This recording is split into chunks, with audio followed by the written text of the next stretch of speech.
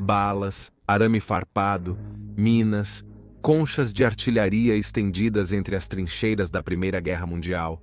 Um longo, sangrento, lamacento estreito de quase certa morte. Esta é a terra de ninguém. Diante de tal poder letal exercido por ambos os lados, avançar apenas alguns metros parece nada menos que um milagre. Passar por cima das trincheiras parecia mais suicídio do que uma operação militar organizada. Romper a terra de ninguém seria crucial para vencer a guerra para qualquer um dos lados. Acontece que a arma que os britânicos encontrariam para fazer isso era o tanque. Como os inimigos do grande Aníbal, que 2000 anos antes usou elefantes de guerra para aterrorizar seus inimigos, os alemães devem ter ficado horrorizados com esses carros blindados avançando ininterruptamente em direção a eles, independentemente do fogo de metralhadora ou arame farpado. A partir desse momento, os tanques se tornaram uma parte vital de todas as operações principais e as façanhas desses Golias blindados se tornariam lendárias. Uma história em particular destaca tanto as grandes vantagens da guerra blindada quanto os grandes perigos. É uma história de heroísmo, dedicação e sacrifício, mas acima de tudo, é uma história do espírito humano diante de probabilidades aparentemente impossíveis.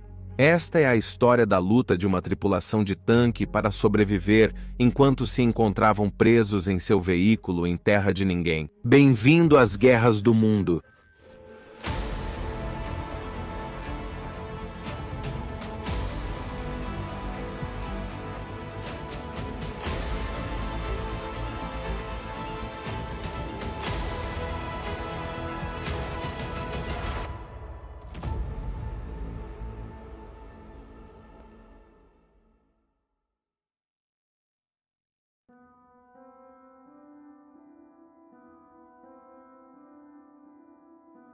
« 1917 foi um ano crítico para o esforço de guerra dos aliados, à medida que uma nova onda de ofensivas de verão na Reino da Bélgica e na França se aproximava.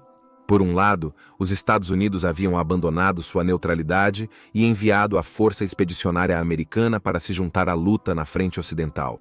No entanto, em contrapartida a isso estava a Revolução de Fevereiro na Rússia, que havia visto o czar ser deposto do poder e o país ficar em um limbo político. Havia também uma crescente insatisfação entre as fileiras francesas, levando a motins e recusas de retornar às trincheiras, sendo esses silenciosamente abafados pelas autoridades francesas para não alarmar seus aliados. Finalmente, houve a retomada da guerra submarina irrestrita pela Marinha do Kaiser, e eles causaram danos significativos nas linhas de abastecimento da América do Norte para Reino Unido e a Europa Ocidental. Na Reino da Bélgica, o marechal de campo Douglas Haig, que comandava a Força Expedicionária Britânica, decidiu que o exército britânico deveria lançar uma grande ofensiva contra os alemães antes que influências externas afetassem sua capacidade de fazê-lo. Desde 1914, as tropas britânicas e alemãs travaram uma campanha sangrenta, lutando pelo controle do saliente de Ypres agora nas mãos dos alemães, que criou uma saliência na linha de frente para o oeste. Haig estava determinado a empurrar a saliência de volta. O plano de Haig previa um ataque preliminar na cordilheira de Messines contra o flanco sul alemão, a fim de forçá-los a comprometer suas reservas, que poderiam então ser destruídas em batalhas subsequentes. Esta parte da ofensiva foi realizada em 7 de junho de 1917 e provou ser um total sucesso. Encorajado por isso, Haig autorizou uma ofensiva total na tentativa de expulsar os alemães do saliente em um golpe decisivo. Mas entre os comandantes britânicos, havia alguma apreensão sobre este plano.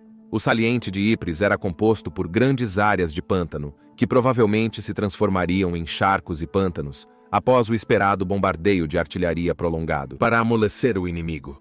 Isso tornaria qualquer avanço lento e difícil, e daria a AOS alemães tempo para se reorganizar e contra-atacar.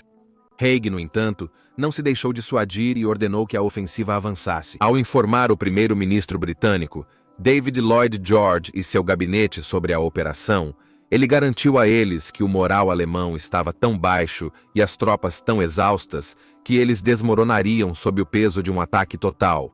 Lloyd George inicialmente hesitou, mas o almirante da Marinha Real, John Jellicoe, deu seu apoio, afirmando que, A menos que os exércitos britânico e belga pudessem recapturar os portos belgas usados pelos submarinos alemães para estrangular o transporte britânico, então o país não seria capaz de continuar a guerra além de 12 meses. Haig prometeu sangrar a Alemanha até secar a mão de obra em 6. Lloyd George deu sua bênção relutantemente. No entanto, do outro lado das linhas de frente, os alemães suspeitaram que uma ofensiva estava prestes a começar e adivinharam com sucesso a intenção de Haig de repelir o saliente de Ypres. Isso só foi confirmado por um bombardeio de 2 semanas pela artilharia britânica, que deu aos alemães um aviso prévio de que a ofensiva estava chegando. 4,5 milhões de projéteis foram disparados contra as posições alemãs antes do ataque britânico em 30 e 1 de julho de 1917, iniciando a Terceira Batalha de Ypres, mais conhecida como a Batalha de Passchendaele. Como previsto, o bombardeio ajudou a transformar o campo de batalha em uma paisagem infernal molhada, lamacenta e agora encharcada de sangue. O chefe de inteligência de Haig, General João Charteris, expressou sua frustração com Haig, que não ouviu os avisos anteriores quando escreveu o seguinte: "Cada riacho está inchado e o solo é um atoleiro." Se não fosse pelo fato de que todos os registros dos anos anteriores nos deram um aviso justo, pareceria que a providência se declarou contra nós. Houveram muitos momentos infernais na história da guerra humana, mas Passchendaele pode ser contado entre os absolutamente piores. Este lugar era o inferno na Terra, e é onde nossa história é ambientada.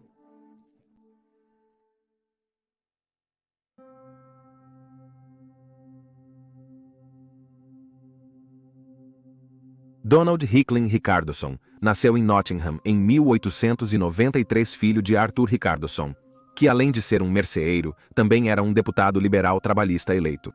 Como muitos jovens, Donald Ricardoson se viu envolvido nos brutais e sangrentos combates na Europa quando o continente foi incendiado em 1914.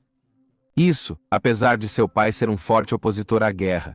Recebendo uma comissão em 1915 como tenente dentro de um ano, ele se voluntariou para transferir para o crescente número de regimentos reais de tanques que estavam se formando. Eventualmente, o agora capitão Ricardoson se encontrou como comandante de seção do Batalhão F, usando o tanque F-41 de número de série 2329 como seu monte pessoal. Ele e seus homens apelidaram o tanque de Frei Bentos em referência ao popular produto de carne enlatada que seu pai vendia na loja da família, algo que ele comparou à experiência de homens andando em um tanque. O Frei Bentos era um tanque Mark IV incorporando muitas melhorias em relação a AOS modelos anteriores. Sendo uma variante chamada masculina, estava formidavelmente armado com 2 armas de 6 libras e 2 metralhadoras Lewis fixadas na lateral do tanque. Os tanques da frente ocidental exigiam tripulações muito maiores para operar do que os veículos de combate blindados de conflitos posteriores. Normalmente, o Frei Bentos tinha uma tripulação de 8 homens, a saber, o segundo-tenente Jorge Morro Sargento Misson e artilheiros Guilherme Maury Ernesto Hayton, Frederico Arthur Percy Budd, Tiago Binley e Ernesto Brady. Com Ricardoson também comandando o avanço, isso aumentou a tripulação para 9. Eles vinham de várias origens, mas estavam unidos na formação das entranhas da fera de metal que estava prestes a ser desencadeada sobre o inimigo.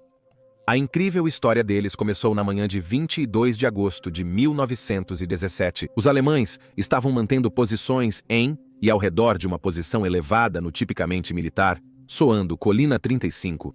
A Colina 35 oferecia aos alemães uma vista soberba da área circundante. E foi daqui que um grande contra-ataque foi organizado contra os britânicos em 31 de julho. Negar seu uso adicional pelos alemães era, portanto, um grande objetivo para os britânicos.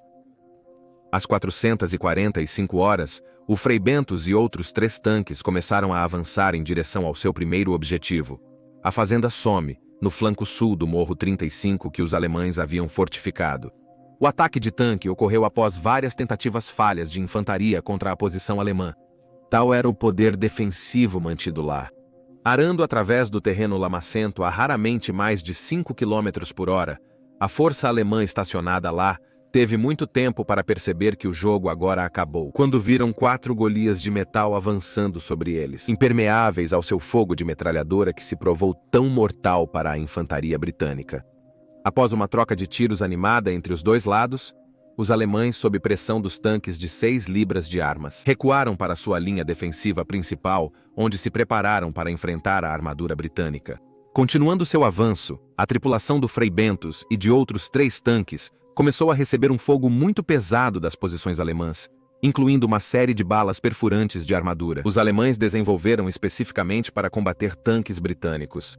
Contra essas balas, até mesmo a armadura mais espessa do Mark IV não era garantia de proteção, e o interior dos tanques começou a se fragmentar e faiscar com os impactos de alta potência. Alguns dos homens começaram a sofrer ferimentos leves, mas os tanques continuaram avançando contra a linha alemã. Por volta das 545 horas, os artilheiros e Ricardson a bordo do Frei Bentos sentiram o tanque se mover de maneira anormal. O tenente Morro, ao volante, levou um tiro no pescoço, mas sobreviveu. O sargento Misson relatou o que aconteceu depois. Entramos em um lugar muito profundo e macio, e entramos de lado e justo naquele momento, o Sr. Morro caiu de volta do seu assento. Hilt. O capitão Ricardson subiu nos assentos para aliviá-lo, mas ele estava em falta com os controles, e antes que o motorista pudesse fazer qualquer coisa, ela estava bem dentro e abandonada. A tripulação do Frei Bentos agora estava presa a poucos metros das posições alemãs, seu tanque incapaz de se mover. Alemães pressionavam a tripulação britânica que, pelo ângulo de posicionamento do tanque, não podia usar suas potentes armas para repeli-los. Portanto, eles recorreram às suas armas pessoais para revidar. Ficar preso era sempre uma possibilidade, e os tanques estavam equipados com vigas de desatolamento que podiam ser colocadas sob as esteiras para permitir que eles se movessem. Contudo, só podiam ser transportados no teto. Apesar do intenso fogo que os tanques estavam recebendo, o capitão Ricardson decidiu deixar a proteção do Frei Bentos e tentar recuperar as vigas, mas foi repelido pelo intenso fogo inimigo. Após um breve período, Sargento Misson e atirador Brady tentaram resgatá-los. O Sargento Misson relatou o que ocorreu. Eu saí da porta do Sponson direito para colocar em um lado do equipamento de desatolamento, mas eu ouvi balas atingindo o tanque e vi alguns Boche a cerca de 30 jardas disparando contra mim. Eu entrei novamente. Brady saiu para me ajudar, foi atingido e caiu ao lado do tanque que afundava. Arthur disse que ele estava morto. Continuamos atirando e matamos vários dos Boche perto do tanque. Esperávamos que a infantaria chegasse a qualquer momento. Seguindo o rastro dos tanques estavam os 8 Degree Highlanders de Seaford e os 7º Highlanders de Cameron. Então eles se sentiram tranquilizados de que o apoio logo viria, mas nunca veio. As defesas alemãs eram simplesmente muito fortes. A infantaria foi repelida, assim como seus tanques de acompanhamento, deixando as 8 equipes sobreviventes abandonadas sozinhas, e muitos deles com ferimentos. Durante o dia, resistiram às tentativas ocasionais dos alemães de matá-los e tomar seu tanque. A tecnologia de tanques alemã era nesse momento extremamente inconfiável. E assim, capturar tanques britânicos e usá-los contra seus antigos proprietários era uma alta prioridade. Como se tudo isso já não fosse estressante o suficiente para os homens presos, eles logo começaram a perceber que alguns dos tiros que estavam recebendo vinham de trás deles. Parecia que os britânicos, ao verem os alemães se acumulando ao redor do tanque, presumiram que a tripulação estava morta e que ele havia sido capturado. Teme-se que os alemães o utilizem contra eles. Atiradores britânicos tentam eliminar a tripulação interna enquanto combatem os alemães. Uma verdadeira reviravolta cruel na história. Sem um rádio com o qual ele pudesse contatar as tropas britânicas para dizer-lhes para parar de atirar neles, Ricardo sabia que a única maneira de eles pararem suas próprias tropas de atirar era alguém sair do tanque e tentar voltar para as linhas britânicas. O intrépido sargento Misson se voluntariou para realizar essa missão extraordinariamente perigosa, onde ele teria que enfrentar o desafio de atiradores britânicos e alemães, enquanto rastejava pelo território de ninguém. Em seu relatório, o sargento Misson explicou: "O capitão Ricardson me disse para voltar e avisar a infantaria para não atirar em nós, pois mais cedo ou mais tarde teríamos que sair do tanque. Todos nós ficamos rígidos devido a AOS ferimentos. Saí pela porta do esporão direito e rastejei até a infantaria. Eram os gordões. Parei lá por cerca de 1 hora esperando os outros chegarem. Ouvi tiros como se o Boche atirasse em pessoas saindo do tanque. Continuei olhando e então vi o que pensei serem 2 oficiais voltando para a minha direita traseira. Pensei que fossem o capitão Ricardson e o Sr. Morro e fui atrás deles, mas os perdi no terreno irregular e a infantaria não pôde me dizer nada sobre eles." Ricardoson permaneceu no tanque com os demais, colocando trapos brancos nas escotilhas traseiras, na tentativa desesperada de informar a OS atiradores britânicos que havia aliados dentro. À medida que o dia passava, a temperatura no tanque começava a subir no sol de verão belga, muitas vezes atingindo cerca de 30 graus centígrados ou 86 graus Fahrenheit. Tendo água, rações e munição, Ricardoson optou por manter o tanque até que as forças britânicas pudessem lançar outra ofensiva e tomar a colina, ou, alternativamente, até que fossem superados e mortos.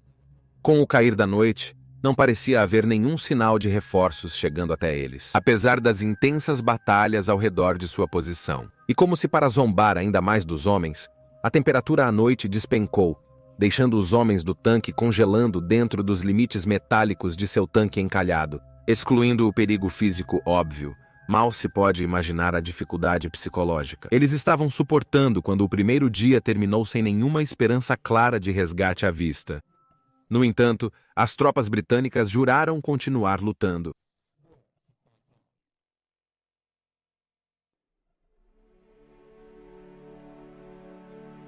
Abaixados em seu tanque encalhado, o ar noturno carregava os sons da batalha para longe e amplamente para Ricardoson. E seus homens ouvirem nas primeiras horas de 23 de agosto, era fonte tanto de alívio quanto de apreensão. Por um lado, eles sabiam que ainda havia a chance de resgate, mas por outro lado, os alemães ainda resistiam a AOS ataques britânicos. Por volta das 130 horas, os homens do Black Watch do exército britânico lançaram uma ofensiva contra as posições alemãs, mas isso falhou e resultou em mais de 50 baixas, e um projétil alemão, por sorte, demoliu seu quartel-general de campo, causando confusão e desordem. Após uma noite nervosa, o sol começou a surgir sobre a paisagem encharcada e cheia de crateras. E os alemães se tornaram mais audaciosos. Começaram a avançar em direção às linhas britânicas e em direção ao Frei Bentos encalhado. Agora efetivamente operando uma casamata fixa, Ricardoson e seus homens usaram todas as armas que tinham para repelir os alemães que consideravam este único tanque encalhado um obstáculo quase impossível de superar. Cada ataque que tentaram foi ferozmente repelido pelos teimosos soldados britânicos que sabiam que, se dessem menos do que tudo que tinham, cairiam. O capitão Ricardoson recordou-se do grande orgulho que sentia de seus homens cumprindo seus deveres, apesar das diversas lesões recebidas. Porém, ele questionava quanto tempo eles aguentariam. O tenente Morro estava em uma condição especialmente ruim, e isso, juntamente com a quantidade finita de comida, água e munição, significava que eles estavam operando com o tempo contado. Depois de mais um meio-dia tortuosamente quente dentro do tanque, pareceu uma eternidade antes do sol começar a se pôr novamente. E os homens do tanque maltratados foram forçados a enfrentar a perspectiva de mais uma noite no veículo abandonado. Ricardoson admitiu que havia considerado a possibilidade de recuar durante a noite, mas optou por resistir um pouco mais na esperança de uma ofensiva britânica bem-sucedida para tomar a colina. A chegada da escuridão trouxe uma pausa nos combates, mas Ricardoson disse que podia sentir que algo não estava certo. De repente, o interior do tanque começou a fazer barulhos de clang e thud que ele acreditava serem tropas inimigas no teto. E Ricardoson suspeitou que os alemães estavam mudando de tática, provavelmente procurando começar incêndios e fumá-los para fora. A tripulação do tanque agiu, disparando pistolas e rifles através das escotilhas, manejando suas metralhadoras Lewis. Durante a luta desesperada que se seguiu, um soldado alemão jogou uma granada de mão no tanque, mas incrivelmente, as tropas britânicas conseguiram se agitar e jogá-la de volta para fora, milissegundos antes de detonar. Os alemães logo começaram a recuar, arrastando seus feridos atrás deles. O Frei Bentos havia defendido mais um assalto, mas foi por pouco. Os alemães agora começaram a atirar no tanque encalhado com munição perfurante de blindagem de sua posição, à frente do Frei Bentos. Os homens do tanque buscaram o máximo de abrigo possível dentro dele, tentando pôr mais metal entre eles e o casco externo. Mas, quando o terceiro dia começou, Ricardoson foi forçado a aceitar que as coisas estavam ficando desesperadoras. A proteção do Frei Bentos estava sendo gradualmente reduzida.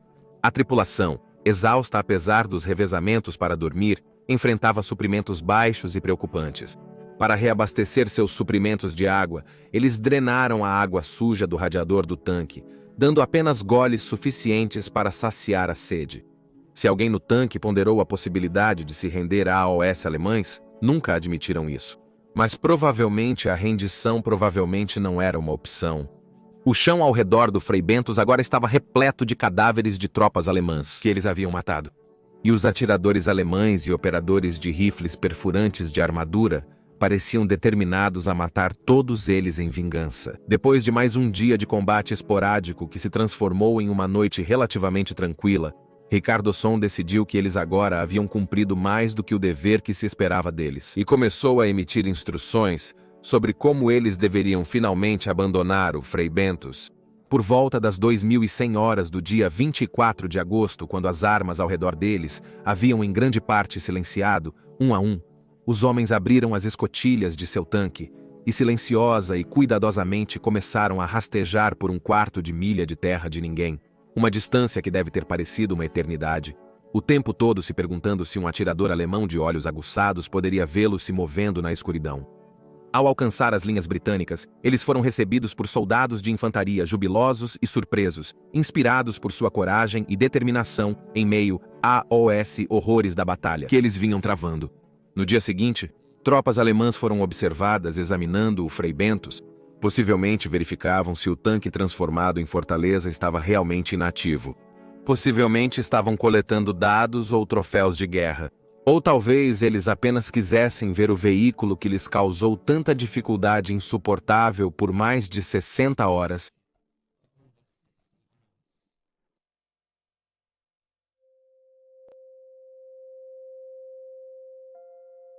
A posição heróica tomada por Ricardo Son e seus homens não passou despercebida pelos generais que concederam a cada um deles medalhas por sua bravura e dedicação ao dever. Tanto Ricardo Son quanto Morro receberam a Cruz Militar, enquanto o sargento Misson e o atirador Murray receberam a Medalha de Conduta Distinta. Os membros restantes da tripulação receberam a Medalha Militar. Esta coleção de medalhas fez da tripulação do Frei Bentos a tripulação de tanque mais condecorada da guerra. Infelizmente, o corpo do artilheiro Ernesto Brady nunca foi encontrado, tendo sido perdido no campo de batalha de Passchendaele. Ele, no entanto, é homenageado no Memorial Tyne Cot, localizado perto de onde ele caiu, tentando receber as vigas de desatolamento quando o tanque ficou preso pela primeira vez. O artilheiro Percy Budd, tragicamente, também não sobreviveria à guerra, sendo morto em ação em 25 de agosto de 1918 com apenas 22 anos. O capitão Ricardo Son voltaria à ação, sendo promovido a major. Naturalmente, ele ganhou outro tanque, e, orgulhosamente estampado em seu casco, estava o apelido Frei Bentos II. E aí você tem uma das infinitas histórias do inferno na Terra em Passchendaele. Por favor, comente abaixo com suas ideias e reações. E lembre-se de curtir este vídeo e se inscrever para apoiar o canal. Obrigado por assistir e te vejo na próxima vez.